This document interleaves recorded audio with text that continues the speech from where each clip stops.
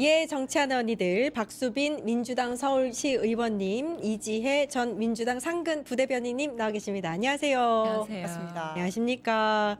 자, 부동산 호통친 이재명 대통령 이야기부터 하겠습니다. 못 알아듣는 거냐. 야당을 겨냥을 해서 말 배우는 유치원생 굉장히 강하게 지금 비판을 하셨습니다. 이게 뭐 무슨 수를 써서라도 부동산 정책을 성공시키겠다라는 의지로 읽히기는 하는데 이거 어떻게 보셨어요?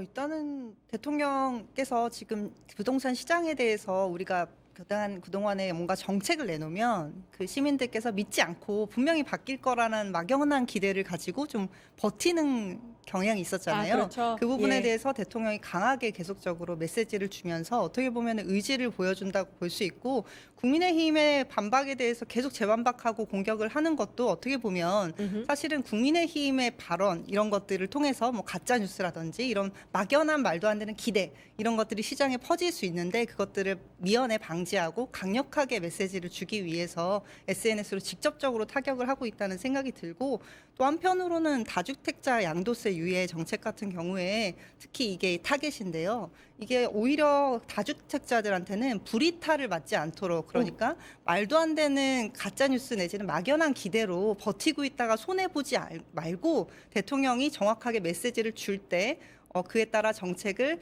따르셔라라는 어떻게 보면은 알림의 역할이기 때문에 대통령으로서는 그런 다주택자인 시민들을 또 배려하는 차원이라고도 또 볼 수 있을 것 같습니다. 예. 그러니까 계곡 정비라든지 코스피 5천보다도 쉽다라면서 부동산 이번에 제대로 잡겠다라는 의지가 저는 읽혔어요. 어떻게 보셨어요? 이제 최후 통첩 같은 느낌이죠. 최후 통첩. 네. 그리고 이제 이재명은 합니다라고 우리가 항상 말은 들었지만 실제로 이재명이 대통령이 되었을 때 진짜 하는구나라는 것을 지금 7개월, 8개월 동안 몸소 다들 이렇게 체감을 하고 있지 않습니까? 예. 그리고 또 국민의힘 입장에서는 예전에 또 코스피 5천 간다라고 했을 때 그게 무슨 말도 안 되는 소리냐. 네가 지금 반시장 정부 뭐라서 후보라서 뭐 이런 얘기다라고 굉장히 비웃었는데, 지금 코스피가 5천을 넘은 지도 한참이 되었고 5,200까지도 지금 넘은 이 상황에서 국민의힘 쪽 사람들은 연일 코스피가 좀 떨어졌으면 좋겠다고 바라고 있을 수도 있어요. 그럼에도 불구하고 지금 5천이 넘는 이 주식시장을 유지하고 있는 것은, 더 올라갈 것으로 기대하고 있는 것은 이재명 대통령이 정말 한다고 하면 하는구나. 이 지금 불안정한 이 주식시장에 대해서 정말 정상화를 하려고 노력했고, 그리고 앞으로도 더 정상화 과정을 밟으려고 하는구나라는 강력한 시그널을 주는 것 아닙니까? 부동산 시장도 마찬가지 선상이라고 지금 이재명 대통령이 설명을 한다고 저는 읽혔습니다. 왜냐하면 부동산도 사실 부동산 시장이 심리적으로 움직이는 것이기 때문에 봐라, 지금이 가장 저점이다. 지금 안 되면 앞으로 얼마나 보유세가 오를지 본인들이 먼저 체감을 할 것이다 라는 이런 강력한 이야기를 하는 것 자체가 굉장히 정부의 입장에서 내가 지금 이렇게 정부가 말을 뱉었으니까 그대로 실행을 할 것이니, 이 시장에서도 뭐 아까 말씀하셨던 것처럼 또 다른 정책을 또 내둘 것이다, 여론의 역풍을 맞으면 또 물러설 것이다, 이런 기대를 하지 말고 정부를 믿고, 정부를 이기는 시장이 없다, 우리 정부에서는 이렇게 강력한 의지를 보이고 있다라는 것을 지금 계속 강력하게 사인을 보내고 있으니, 그것대로 우리가 지금 잘 움직였으면 좋겠다라는 시그널을 진짜 강력하게 최후 통첩처럼 말씀을 하신 것이기 때문에 이거보다도 더 강력한 말씀이 어디 있을까라는 생각이 듭니다. 그러니까 말 못하는 유치원생 이 발언이 나온 이유가 국민의힘이 부동산 정상화가 그렇게 쉬우면 왜 그동안 집값을 못 잡았느냐, 이렇게 약간 비아냥됐단 말입니다. 이제 보통은 정부나 대통령이 정책에 대해서 설명을 하면 야당이 비판하는 거는 이제 자연스러운 일이긴 한데, 이재명 대통령은 계속해서 이제 그 SNS를 통해서 재반박, 또 다시 뭐 강조, 다시 이제 의제 또 투척, 이런 것들이 이어지고 있는 그런 모양새예요. 어떻게 보세요? 일단은 이재명 대통령의 경우는 원래 본인이 SNS에 적극적인 맞아요. 그 예. 대통령이기도 하고, 한편으로는 지금 대통령이 어떤 입장을 밝혔을 때 그 중간에 대변인을 통하거나 아니면 다른 부처 담당자를 통하게 되면 계속적으로 진짜 대통령의 의중이 뭐냐는 해석이 계속 낄 수밖에 없습니다. 그래서 이 대통령의 의중이 이렇다 저렇다 뭐는 여론은 어떻게 되니까 밀릴 거다 뭐 지방선거는 어떻게 할 거다 하면서 계속 해석이 불거지고 또 내용이 바뀔 수도 있다는 또 막연한 기대를 발생시킬 수가 있거든요. 그렇기 때문에 대통령이 적어도 직접 언급하시는 문제에 대해서는 우리가 무엇이든 간에 잡음 없이 일관된 입장으로 각 행정부처와 당에 대해서 메시지를 정확하게 제시하는 거라고 생각이 들고요. 어쨌든 중간 전달자가 늘어나게 되면은 해석이 분분하기 때문에 대통령이 확실하게 이 부분에 대해서 이제 종지부를 찍으려고 하는 것으로 보이고요. 실제로 이런 대통령의 일관적인 의지를 보여주는 것이 시장에서 통했다는 게 코스피 5천이 증명해 주는 것이거든요. 부동산 정책에 대해서도 지금 지방선거 앞두고 과연 그러겠어라는 의구심이 일어날 수 있는 상황이기 때문에 대통령이 더 강한 메시지로 말 못 알아듣냐, 제대로 좀 알아들어라, 내 예. 마음이 이렇다는데 왜 이해를 못하냐 이렇게 계속 강하게 메시지를 주고 있는 거 아닌가 예. 싶습니다. 주식 시장이든 부동산 시장이든 이 소비자들에게 또 시민들에게 확신을 주는 게 시장에 확신을 주는 게 중요한데 그런 면에 있어서 이재명 대통령이 SNS를 활용하고 있다라는 생각이 들기는 합니다. 맞아요. 그 이재명 대통령이 이제 또 SNS를 활용하라는 걸 굉장히 잘 하고 계시고 아까 말씀하셨던 것처럼 진짜 대통령의 의중은 이것이다. 그러니까 중간에서 자기들끼리 왈가왈부하지 말고 이것으로 잘 받아들여라라고 하는 메시지가 강력하게 작동하고 있는 것인데 사실 전 윤석열 정부 때 보더라도 그때 정부가 어떤 생각을 하고 있는지 우리가 정말 알 수 없었기 때문에 그들이 그렇게 만행을 저지르고 있는 동안 정말 시장 경제가 무너지고 있었던 것 아닙니까? 다시 네. 한번 생각해 보면 그때 윤석열 전 정권에서 도어 스태핑을 한참 하다가 어허. 윤석열 전 대통령은 아는 것도 없고 대답도 잘 못한다라는 것을 우리가 확인만 했었었고 그리고 지금 와서 살펴보니까 그때는 이 대통령의 뒷문을 만들고 나서 이틀 뒤에 도어스태핑을 중단했다는 것 아닙니까? 그게 지금 드러나고 있는 것인데 그렇게 대통령이 아는 것도 없고 국정 철학도 없고 지금 국가와 국민과 민생에 대해서 관심이 없던 그 시절을 넘어서 지금은 국민들도 굉장히 많은 정보를 습득하고 그리고 본인들의 생각도 지금 정립이 되어 있는 이런 상태에서 이전 정부 이전의 정치 스타일이라고 하면 정말 정치 엘리트들이 모여서 우리의 국정 방향과 철학은 이것이다라고 정해놓고 거기에 대해서 그들끼리 정해서 가는 그런 상황이었다면 지금은 세상이 많이 바뀌고 국민들 또한 AI 활용 능력부터 시작해서 굉장히 많은 어떤 정보 그리고 결단 이런 것들도 함께 참여할 수 있는 그런 장이 되어 가고 있는 이 와중에 대통령 스타일이 지금 이 시대에 원하는 그런 국정 운영 방식이랑 맞닿아 있다라고 보여질 수도 있을 것 같습니다. 예, 그 다주택 양도세 중과 유예 네네. 관련해서는 이재명 대통령이 날벼락 운운하면서 정부를 부당하게 이기려고 하지 말고 우리 사회가 준 중과세 감면 기회를 잘 활용하시길 바란다. 라면서 다시 한번 이제 유예하지 않겠다라는 의지를 말씀을 하셨고 이게 집값 안정을 지금 주식시장 5,000피 하는 그것보다도 중요하게 생각한다라는 느낌도 들었어요. 아무래도 아직까지도 그 시민들, 국민들의 포트폴리오, 자산 포트폴리오의 대부분이 부동산에 물려 있는 그렇죠. 것은 사실입니다. 그래서 부동산 이슈를 굉장히 좀 접근을 조심스럽게 해야 되는 문제가 있는데요.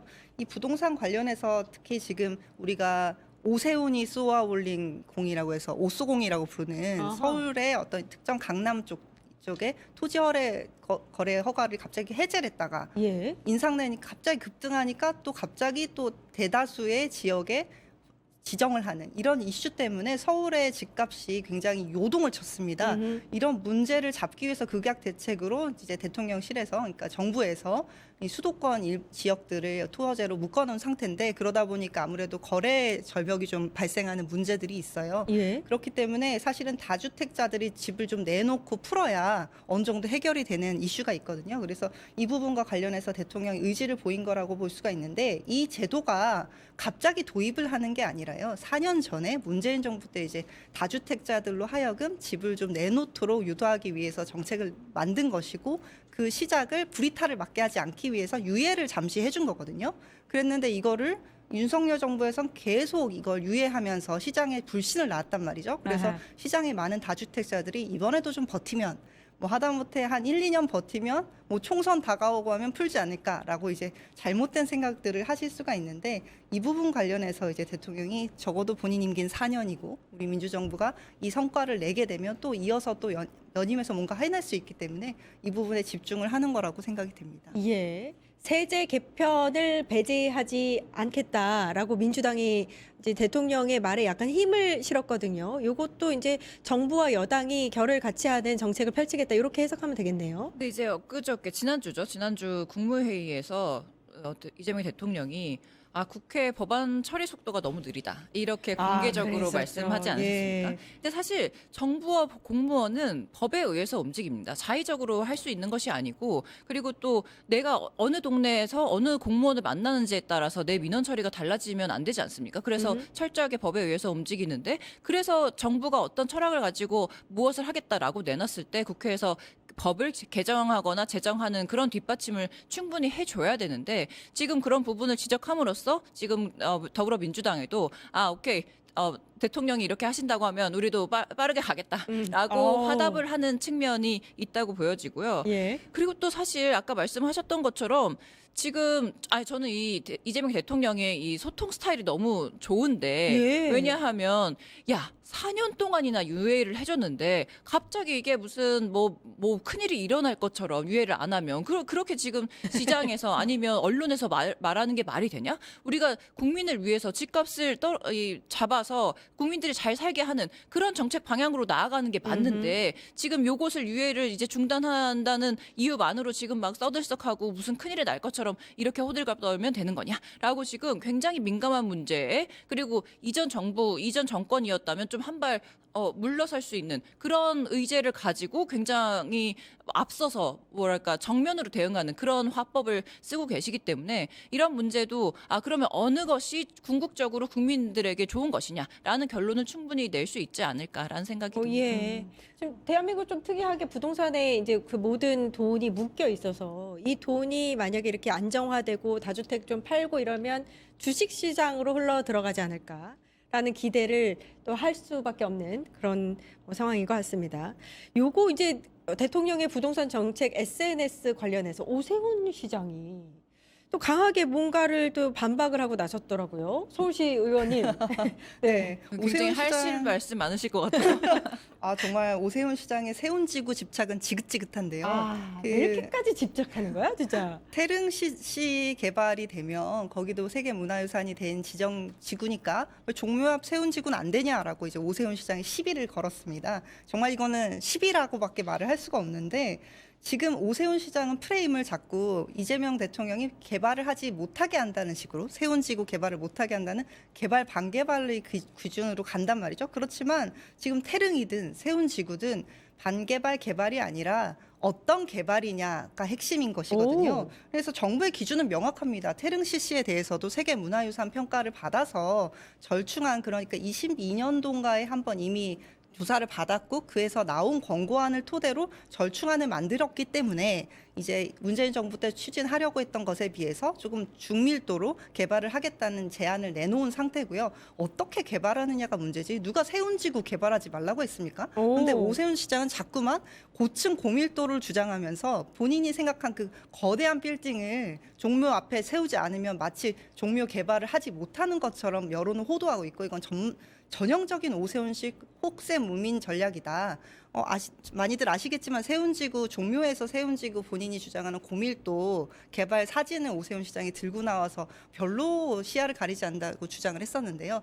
여러 전문가들이 밝혀낸 바로는 실제로 우리가 본인의 개인 인간의 시야로 봤을 때는 굉장히 압박감을 느끼는 고도 개발이라는 것이 드러나 있거든요. 이런 상황에서 오세훈 시장은 계속해서 태릉시 씨가 되면 종묘도 되는 거 아니냐 이렇게 여론을 호도하고 있습니다. 이 부분에 대해서 정말 지긋지긋하고 솔직히 말하면 대답할 가치가 있는지도 모르겠습니다. 그러니까 정리하면 태릉 CC도 그다음에 세운지구도 전부 다 세계문화유산으로 지정되어 있는 곳이기 때문에 약간 둘 사이에 좀 반대되는 반대급부의 상황이기는 해요. 그렇죠?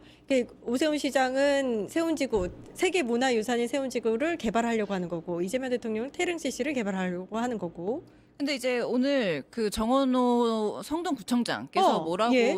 SNS에서 올렸냐면 이게 지금 유네스코 기준인 세계유산 영향평가 요거를 우리는 받겠다고 밝혔다 이미. 아, 태릉 CC는 그렇죠. 예. 그리고 지금 정부의 주택 공급 주택인 것이지 너의 세운상가 개발은 그냥 고층의 어떤 고층 건물을 세우려고 하는 그러니까 주택 공급과는 아무 상관이 없는 그런 계획을 네가 지금 세우고 있는데 이것을 똑같이 비교하는 것이 말이 되냐 이런 이야기를 하고 그리고 요 같이 뭐 오세훈 시장이 뭐 이렇게 페북에다가 뭐라고 썼냐면 뭐 세운 상가는 좀 떨어져 있고 태은 씨는 그 안에서 아니라서 뭐 유네스코가 그렇게 설명했습니다. 이렇다 저렇다 뭐 이렇게 얘기를 네. 했는데 사실 그것이 경관이 가려지고 그것이 이 영향 평가에서 된다 안 된다 그렇게 결정이 나면 거기에 따르면 되는 것이지 네가 지금 말하는 게 하나도 맞는 말이 없다라고 하는 것을 조목조목 팩트 체크를 해주셨더라고요. 그래요? 그래서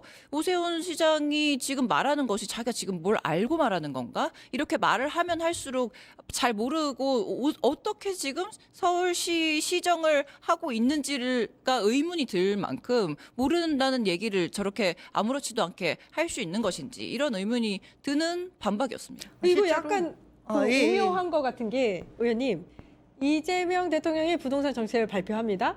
오세훈 시장이 여기에 대해서 반박한 듯이 해서 참전을 하는데 네네. 이걸 정원호 구청장이 반박을 또 하네요. 근데 정원호 청장 외에도 모든 서울시 후보들이 네. 관련해 메시지를 냈습니다. 아. 어떤 개발이냐라는 네네네. 지적으로 냈고요. 심지어 저도 메시지를 냈는데 예. 네, 이 세운지구 관련해서는 여러 가지로 좀 논란이 있는 상황이에요. 실제로는 오세훈 시장이 용적률을 2배로 올리면서 그 전에 세계문화유산 영향평가 내지는 우리 문화유산청과 어느 정도 얘기가 됐던 중밀도의 개발 계획을 갑자기 철회하고 2배로 용적률을 올리면서 이 사건이 논란이 됐거든요. 근데 이 설계를 관련해서 용적률을 2배로 올리면서 공모 절차를 생략을 했다고 해요. 사업성이 낮아서 올렸다 어쩌고 저쩌고 하지만 실제로는 정말로 사업성이 낮았는지에 대한 근거도 제시하지 못하는 상황이거든요. 그런데 오세훈 시장은 절차적으로 굉장히 하자가 많은 상태로 그렇죠. 이 사업의 속도전을 주장하면서 본인을 합리화시키려고 하는데 이런 행태는 사실은 우리가 굉장히 쉽게 떠올리는 사람이 있죠. 윤석열 씨가 관저를 옮길 때 얼마나 많은 절차를 생략하고 하자를 만들어서 감사원 조사를 받고 또 이제서야 감사원에서 이런 문제들이 밝혀지고 있지 않습니까? 예. 이런 행태와 별로 다르지가 않아서요.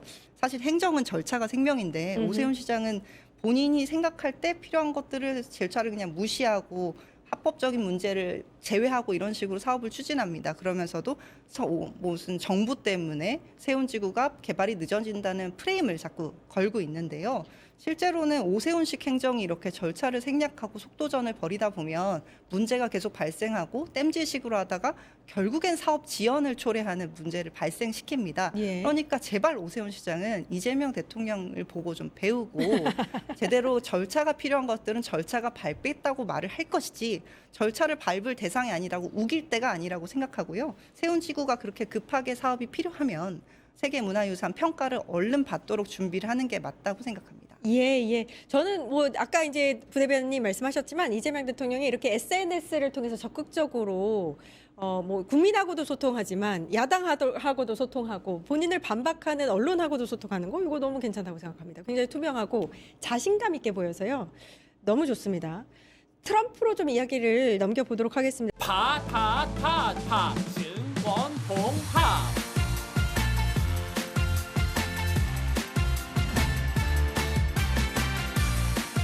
이제 저녁 8시 30분 퇴근 후 퀴즈 한판